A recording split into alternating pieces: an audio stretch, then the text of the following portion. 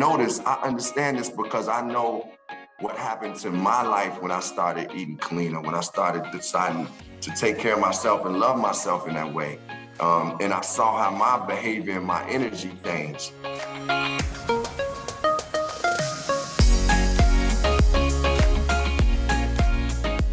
Welcome to the Good Clean Nutrition Podcast. I'm your host, Mary Purdy, integrative dietitian and nutrition educator. And in this very special episode, we are joined by Orgain's founder and CEO, Dr. Andrew Abraham, and award-winning artist, actor, and activist, Com+Well. Today, we'll be talking about their upcoming collaboration and how to make healthy plant-based foods accessible, affordable, and appealing to all. But first, a bit about each of them. Dr. Andrew Abraham is an integrative medicine physician and the CEO and founder of Orgain. Com+Well is an Academy Award, Golden Globe, Emmy and Grammy-winning artist, actor, producer, and also a vocal health and lifestyle activist, which is what brings us together today. He began his wellness journey in the 1990s and in 2020 launched a YouTube series, Com+Well, to share the self-care knowledge and tools to provide access and education to everyone, but specifically members of the Black and Brown community.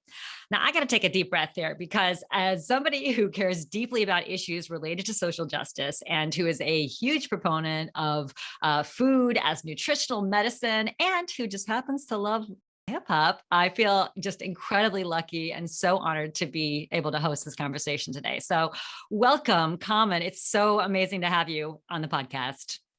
Mary, thank you for having me. It's wonderful to talk to you, to hear your voice. It's wonderful to be here with Dr. Andrew Abraham, who I call Andrew. And I'm excited, man. This is what I live for. And thank you for that beautiful intro and your energy already. So thank you. Well, thank you. And thank you, Dr. Abraham. It's so wonderful to have you back on the podcast. You kicked it off. Thank you, Mary. No, I appreciate it. And please call me Andrew moving forward. We're extremely excited to be here and sharing some thoughts with Com+Well. So thank you so much for having us. Awesome. Well, let's get started. I would love to know what brought you two together. Andrew, maybe you can kick us off with that. Yeah, I would say it's a common interest for sure. So no pun intended. My background. Yeah, no pun intended. My life was transformed through nutrition after dealing with cancer. And Com+Well will attest to the fact that his life was also transformed through nutrition. So that grounding for both of us is extremely important. And through our partnership with Orgain, we're able to spread this message of clean living and clean nutrition to the world. So we aligned on the key things and the key values that are most important to myself and really bringing this message of nutrition to everybody. So we know the power of it. And now our hope is to harness that power and share it with the world, which is why we're together today. And we're going to be talking about increasing access to healthy plant-based foods. And Com+Well, I would love to understand from your perspective, what does it mean to you to make more plant-based foods accessible? It means life. It means giving communities that are normally overlooked and disrespected, and giving those communities life. And because nutritional eating and nutritional healing needs to take place in these communities because a lot of these communities have been bombarded with foods and drinks that are not beneficial to good living, healthy living, to a better living, to like being at your best, to the joy we just talked about. So for me, it's really about like exposing our people to this healthier way of lifestyle, making it beautiful, making it clean, like letting them understand that this is something they can be a part of and how it will affect them. So it really is about giving back life to these communities that have been historically marginalized, that may have not have had access to these kind of healthy products, these clean living techniques, as you've mentioned. So really allowing for people to understand how that can have a life-changing impact. And, in terms of people actually having access to healthy food, we've obviously seen a really disproportionate impact in communities of color. And I'm curious from your perspective, Common, what health impact do you feel like this is having on those communities? What have you seen in your community? You know, Mary, one day I was sitting around, it was my birthday, and I was sitting around with a lot of close friends. And one person who was there, like we were talking about the violence going on in Chicago. And we all were giving our perspective of what could heal that and what could resolve it. And one person that was there was a vegan chef who I work with a lot, plant-based. Her name is Lauren Vanderpool. She goes by the Queen of Green. She said something that made us all turn.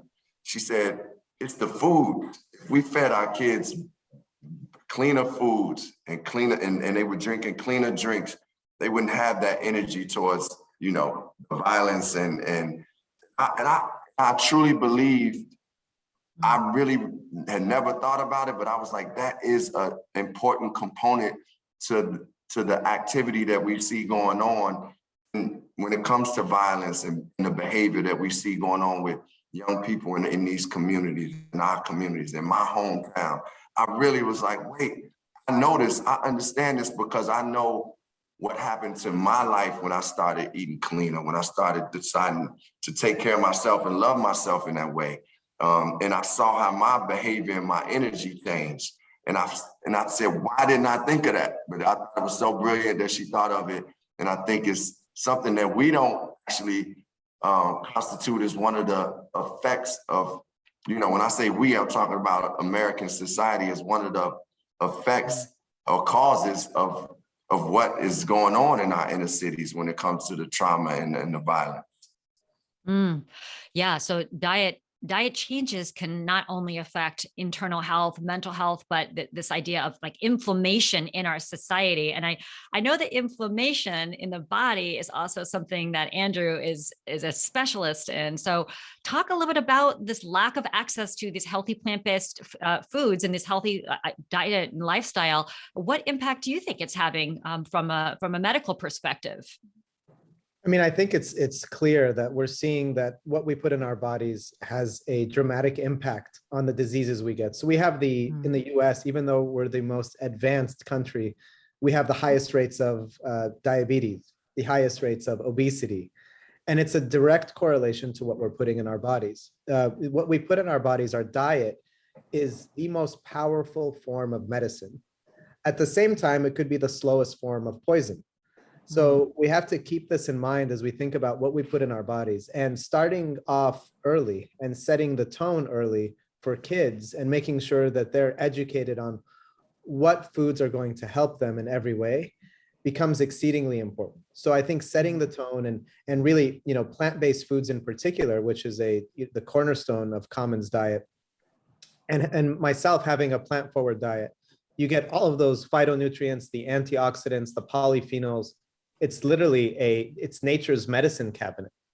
And not only does it affect, the incidence of disease, but to Common's point, I think it affects how you feel, your mood, how you carry out your day, what you're going to do that day, how you feel. And I think it can empower you. And in a lot of ways, I think it can empower you to do good. So this power of nutrition reaches far beyond disease. I think it impacts every aspect of your life, and you could use it to really take that energy and do good with it. And that's the hope. Absolutely. Yeah. Food is medicine. Food is healing. Food is hope. And Common, I know you've got a really personal story about this. You've been very vocal about adopting a plant-based diet. This has improved your health, the health of your communities that you've seen, but also specifically, you've talked about how it's improved your craft as an artist. So talk a little bit about your journey and what results you saw when you adopted a plant-based diet. Yeah, Mary, I grew up on the south side of Chicago, so I was eating barbecue, and something that Andrew just said that it kind of computed in my head, like, wow, as a kid, my reward for doing good was candy and like sugar and, like some pizza. Now listen, my mother didn't know, my teachers weren't aware that I was damaging me the way it was. but it was. And I was blessed to be a fan of hip hop. And hip hop actually was the first vessel or vehicle that started bringing health awareness to my life. And I was a teenager eating everything that you could, but it was hip hop that said,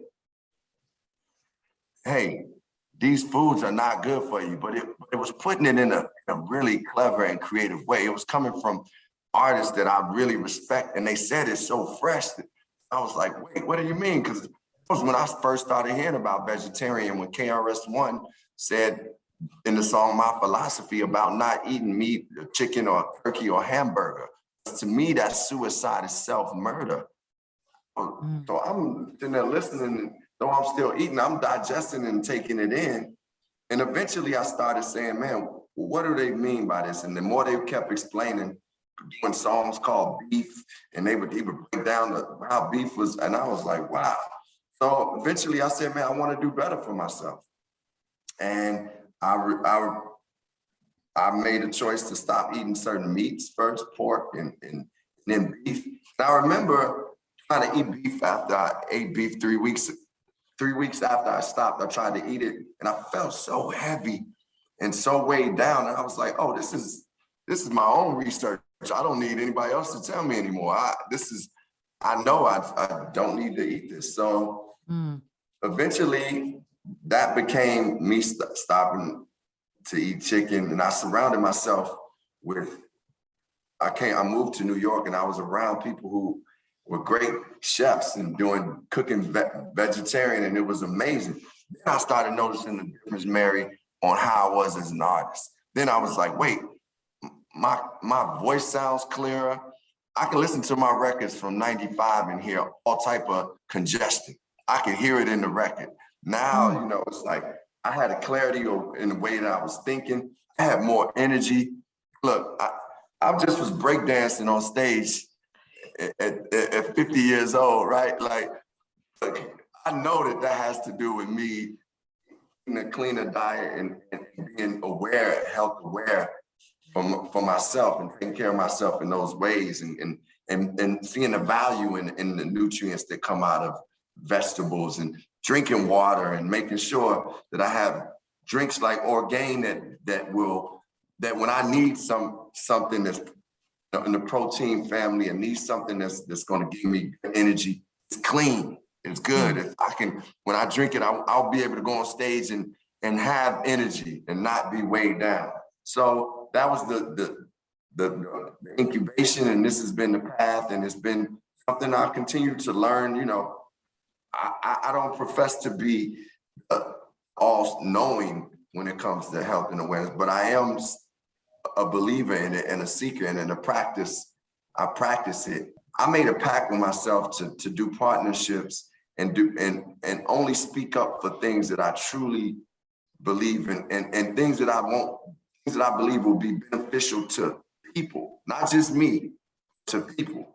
So when I spoke with Andrew, when the Orgain partnership was being talked about, as soon as I met with Andrew, I was like, this is what I'm living for. This is where I need to be. This is what I'm living for. Like, in partnership where I can do something that's like life-changing for millions of people, for people across the planet. That's what I want to be a part of. And it's so powerful that you've got this really personal story where you saw the benefits, your mind was clearer, you had more energy, your actual vocal quality was better when you changed your diet. And then therefore you were able to begin to bring some of this information to others through your music, through your activism. And that's just amazing. And I'm curious because it can sound really easy when we just say, well, just stop eating meat or just start reducing it and bringing these things in. But there's a lot of barriers that come up for people. So I'm curious from both of you, what are some of the biggest barriers you have seen for folks who are maybe interested in adopting a plant-based diet, but they're kind of like, I don't know how to make it work. What do you hear most often? Yeah, I mean, I could start. I'll tell you that in my medical practice, and even with my friends and family, there's a resounding theme, and I think it's small changes, big differences. And if you make small changes in your everyday diet, they have a dramatic impact on how you feel. So what Common just mentioned is a testament to that. His life is a testament to the fact that when he had plant-based foods, he felt better. And when he felt better, he wanted to pursue it further, learn more about it, and adopt that lifestyle. So it happens in steps, though. It wasn't a switch that Common turned on day one. It happens as a progression. Even my patients, I tell them, look, you don't have to go completely plant-based on day one, but replace these foods with this. And it comes from them, not from me, that they come back to me and say, you know what, I feel better. Orgain today, we send product to 50 sports teams. We don't necessarily advertise to sports teams, but the one thing we always hear is, we don't know why, but our athletes feel much better. Our professional athletes, right? These are ones that have the top help in the world, the top medical doctors. I grew up in a family of physicians, but we still had soda in the fridge. We still ate fast food all the time. Medicine has failed us in telling us about this power of nutrition. So it's up to us to tell others about it, about the power of nutrition, to educate them. And then from there, they take over because they start to feel the difference in their everyday life. They feel their health difference. They get a blood work, they get their blood work back, and all of a sudden their cholesterol's down. Everything is significantly better, and they want to continue on that track for their health and wellness journey. You know, I know, Common, that you have made a lot of strides with trying to increase access to people who are in underserved communities. And I'd love to hear more about what you've done and what you've seen as a result of making some of these foods or these concepts more accessible. What discoveries have you made or seen? Well, Mary, just to give you a quick glance at my philosophy is like, my philosophy is like Harriet Tubman, right? Harriet Tubman was the woman who escaped from slavery and came back and went and got other people and freed so many people. She's one of the greatest, you know, she was a genius when it comes to freedom. We talk about geniuses, she was a genius when it came to freedom. My mentality is to get as much information and bring it back to the people and communities that I come from. And what I've been blessed to do is to start a foundation called the Common Ground Foundation, which is dealing with youth between the ages of 14 and 18. It's primarily based in Chicago, but it's reached California now. We are also in LA. But we've been teaching our kids not only academic, not only creative awareness, but nutritional and health benefits. And they've been putting them into practice. And we also have a social activist component, which is amazing. But that being said, I've witnessed our kids make healthier choices and them give me testimonies. So that's been one way I've been able to bring it back to the community. Another is also through AIM, a school we started in Chicago, which is less than 2 miles away from where I grew up on the South Side. It's art in motion, so it's art-based, but we have meditation at our school. We also are obviously getting healthier foods and drinks like Orgain, which will definitely be in our school, and those things are like ways for me to just bring it back to the hood, get back to our communities, and make it natural too. Because one of the things too that when we talking to people about taking these steps, yeah, at first you might be like, man, drinking this much water, I gotta drink this much water, yes. But after a while, it becomes a way of life. And you have to allow yourself to go through that process, go through the process of sometimes even feeling like getting those headaches because you remove certain things because that's your body detoxing from some of those things. But the point is like, I think it's been important for me to have organized ways of bringing it back and also participate in conversations and also just offer the things like to bring the products back. Like I've been a part of different events and programs that have helped when it comes to food deserts and just bringing healthy and nutritional things. And once again, that's why I felt very powerful and inspired about my partnership with Orgain, because it's one of the ways I can go up to to like the basketball courts or talk to the kids at the just running, the games and sports, and make sure we have something for them that will change, that eventually will change their appetite. If we can consistently have them doing it. And one of the things we want to do, I know, is I want to get it into our public schools. I want to get like these nutritional plans and clean and healthy living into our public schools, which will be the lifelong generational change. And we want to change generations. Absolutely. Yeah. Starting with kids and getting them eating healthy and aware of how the foods make them feel is imperative. And I'm going to take a sip of water right now, since you just reminded me we should stay hydrated. Hold on now. Yeah.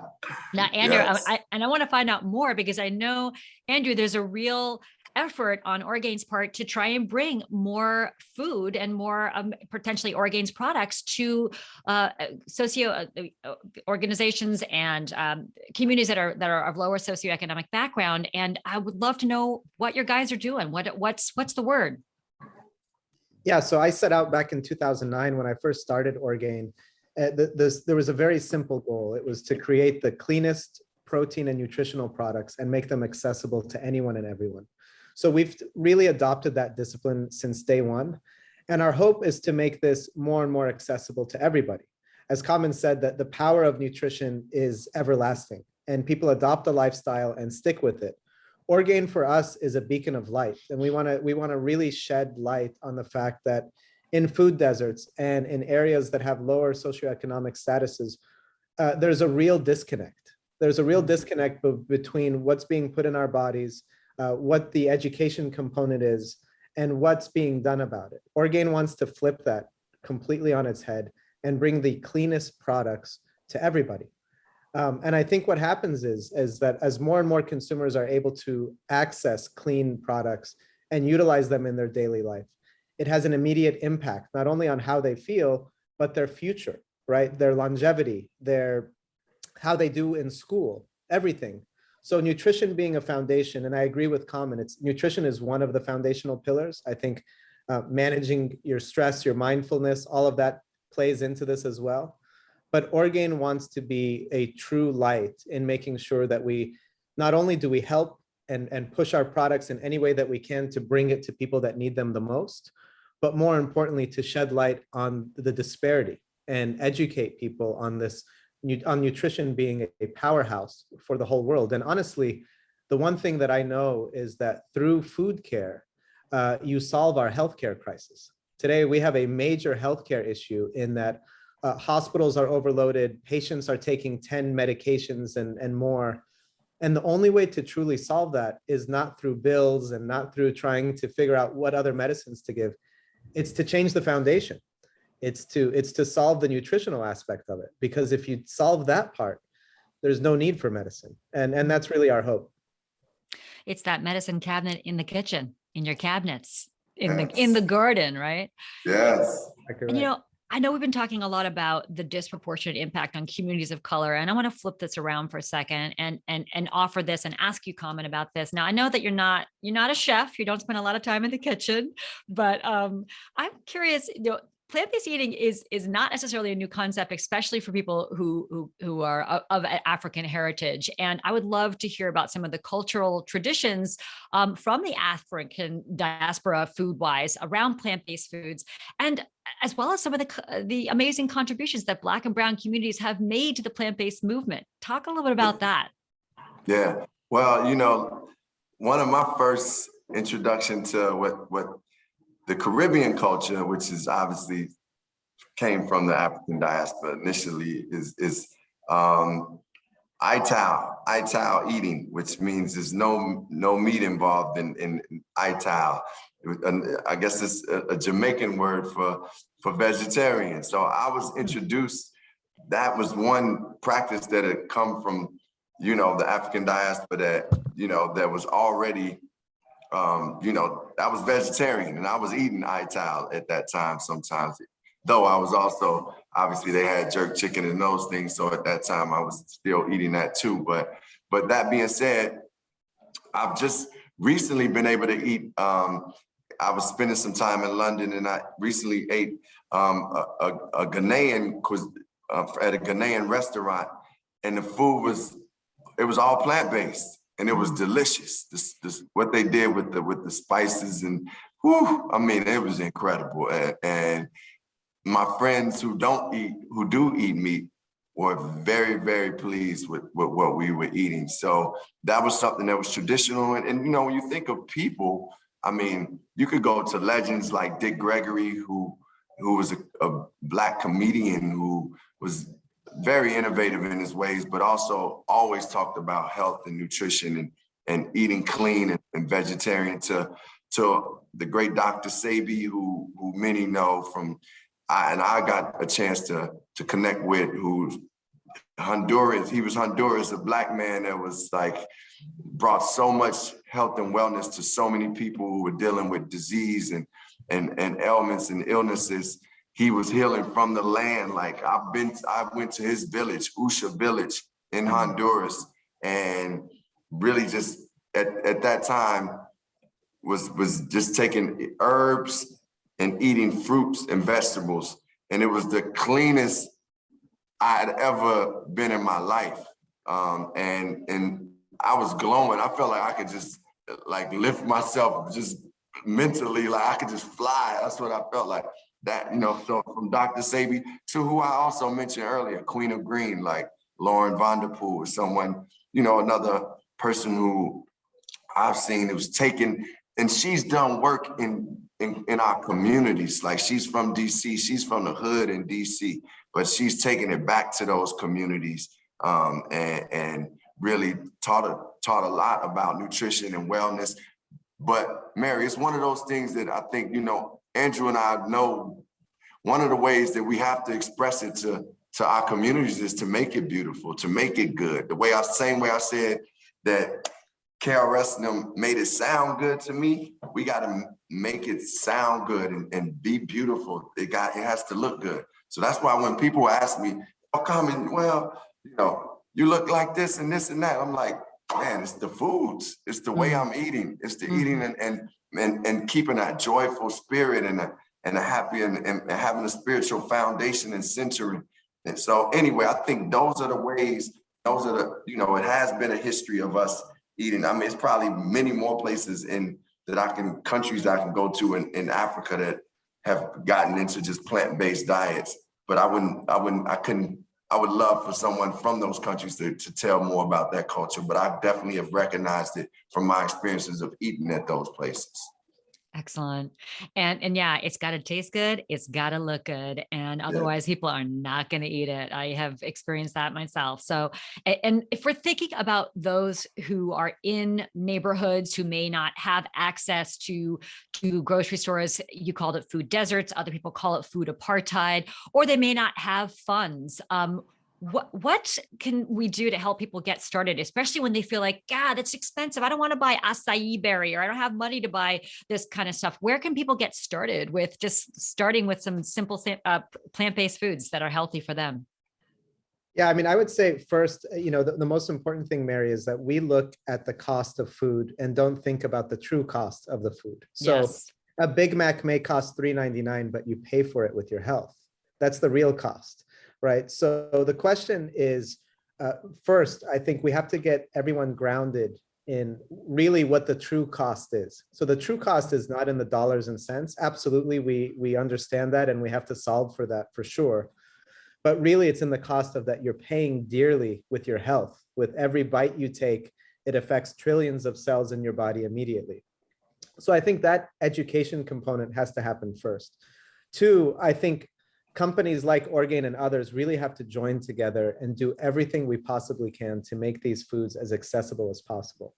Also, you know, basic fruits and vegetables. There's paths to getting these to food deserts and getting them into cities that don't have access to them in a way that's much more approachable from a cost perspective and also from a beauty perspective. You know, making sure that families understand how they can incorporate some of these nutrients in their diet. I always push the rainbow diet, right? Trying to get different colors in your diet every day and pushing it in a beautiful way, I think is going to prove to be extremely important. You don't get too many colors at a fast food chain or, you know, or from a local convenience store. It's very, very tough. So I think it's an education component. It's really solving the accessibility through making it as easy to obtain these wonderful fruits and vegetables and other foods as possible, and really pushing a kind of a plant-forward diet in how you feel in your life. Yeah, yeah. And Mary, I have to say, we can, you know, this lifestyle doesn't have to feel so distant to our communities. It doesn't have to feel as foreign as you know. I think part of it is because we didn't grow up with, like, let's just get down to the grit of it.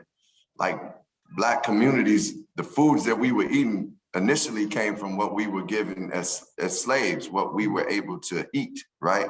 Right. So some of the habits and foods that we've passed on have been good to us because that's what we had to eat and that's what we could eat, and we made it taste good. But no one was educated, as Andrew said, about the effects of it. So now it's like, okay, let's make this part of our culture. It has to be integrated into our culture. And I think it can be done by companies saying, hey, we're going to make this accessible, by also bringing in people. It's, you know, I'm not the only artist out there who's vegan and plant-based. It's some young cats out there that's just like younger cats that's just, they gangster with the rap, but they vegan. So I mean, all that, bringing it, just making it accessible, and the people that talk about it in discussions, making it more like true to life, and also making it valuable in a way where Andrew said was very powerful, because, you know, you'll pay for it in another way. But I also believe too that it's worth paying for. Yeah, so this is a true investment for your future, for your health, your mind. And I think it's so important to make sure that we are not putting the blame on the person who hasn't been able to have access to those foods. So this is about habitual patterns, a lack of access, a lack of education, but ultimately it's about getting more diversity into our diet. And we got to think about the cost of the environment, the cost of the biodiversity loss that we see with the monocultures that we're growing, the foods that we're serving today. And it goes beyond just people's choices. It really is about these policy changes, these systemic changes. You know, one thing I think is an interesting statistic is we do not even grow the number of fruits and vegetables that we recommend in our dietary guidelines. So there's a huge disconnect there. And we are producing over 500% of the red meat that we do recommend in our dietary guidelines. So there's a discordance there that I think really needs to be looked at on a very deep systemic level.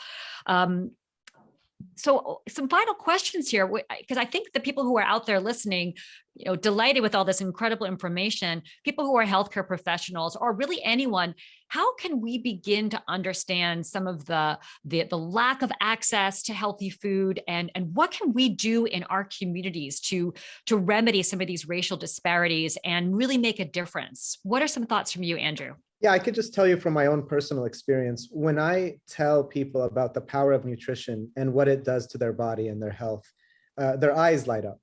So for us, I think our job is to take a world that and quite frankly, when it comes to nutrition, is in black and white today, and add color. Add color so people see exactly the benefits of what they're putting in their in their diets every day. That's, I think, one of the most important things that we can do is take a black and white picture and add these beautiful colors so that there's a background to it, there's an understanding of it. And from there, it's empowering people, right? Empowering people to help them fill in the color in their life with plant-based foods and see what they can do. And I think that is something that has a really, really tremendous impact. People see that, they embrace it, they tell others about it. It's something that has kind of an effect that it's a ripple effect that goes. So as a healthcare professional, for me, the most important thing I can do, and typically today, unfortunately, it still happens, it's cookbook medicine. You come in and your cholesterol is high, and I write you a prescription and hope it goes down on your blood work. We need to change in that we talk about the most important thing that you do every day is what you're putting in your mouth. Yeah. And I think if we could change the dialogue to that, it sets the stage for wonderful things to happen. And how about you, Common? If somebody is out there, they want to learn how to increase access to getting more healthy foods in underserved communities, where should they go? We have the power to empower ourselves by taking steps, as Andrew said, some of that is just saying, man, I'm gonna drink more water. I'm gonna put more colors into my diet, like, and be simple. I'm gonna make sure instead of this, I'm gonna make sure I got a good drink, an Orgain that's gonna be beneficial to my body instead of something else that I've been drinking that's gonna have me over the wall, jumping over, like in a bad way, sugared up, crazy. So it's like just finding cleaner solutions to your life. And that's from our perspective. The people who already are, I'm saying that's from our community's perspective of what we can do. Now, the people who are in power and are aware, it's up to us to go to those uncomfortable places and take and bring opportunities and access to these environments, to our people. Like, the thing that got me with Andrew was when he told me, man, he said, listen, we started sending Orgain to people who were dealing with cancer, even if they didn't have the money. We just did it because that's changing people's lives. That's going beyond, that's caring for humanity. And for me, it's like, we have to go to the uncomfortable places, go beyond just our monetary visions and goals and say, man, what can I do to make sure that this awareness and these health programs and this nutritional eating is given to those kids, to those people, to those even the elderly who don't know. So I think it's up to us to do that. And I hold myself responsible. Mary, I know you do it already. Andrew, I know you do it. So I'm holding myself responsible, and I'm encouraging anybody listening that has access and believes in this way of life to do it. And even if you don't believe, I hope you do research to get you to believe. Absolutely. Sorry, Andrew, did you want to say something? No, I was just going to echo what Com+ was saying. I think it's our duty to do this. I was traveling last week in New York City, and I was walking, and someone next to me tripped and fell. And there was myself and 3 people that ran up and helped this person up, right? Same thing here. When we see someone that falls next to us, we rush to help them. And what we're talking about a lot of times, we don't see it. So we're not there to kind of lend a hand the way we should. But I can tell you, it brought up that person falling really resonated with me, because it had me think about everyone, around the world that is fallen, that does not see the things that we see, and our duty to help them up in a variety of ways. So whether it's a food desert, whether it's making sure that we're helping, or companies like Orgain being a light, one of our core tenets, our values, is to lend a hand. And that struck me. And it's important for all of us through any one of our platforms to lend a hand in any way that we can, and to really shed a light on this situation and push it forward so we can make great progress. Well said by both of you. And I just want to recap that this is truly about awareness, education, empowerment. Food is medicine. Food is life. Taking small steps, whether it's increasing water, getting more diversity in the diet, going to those uncomfortable places, having those difficult conversations, and really creating a space where we can care for humanity to make a difference. So thank you both so much for your incredible wisdom, your insights, your experience, your knowledge, sharing your personal stories. And as Com+ wrote, I plant a seed for today that believes in tomorrow. Always a hopeful way to end the conversation. And thank you both so much for being on the show today. Thank you, Mary. Thank you. Thank you. Blessings. We look forward to having you join us for future episodes of the Good Clean Nutrition Podcast, sponsored by Orgain, where we'll interview more subject matter experts on a variety of health and nutrition-focused topics. To stay up to date on the latest episodes of this podcast, be sure to subscribe on your favorite podcast platform. Thanks so much for tuning in. And boy, do I feel incredibly blessed to have been having this conversation today. Thanks so much.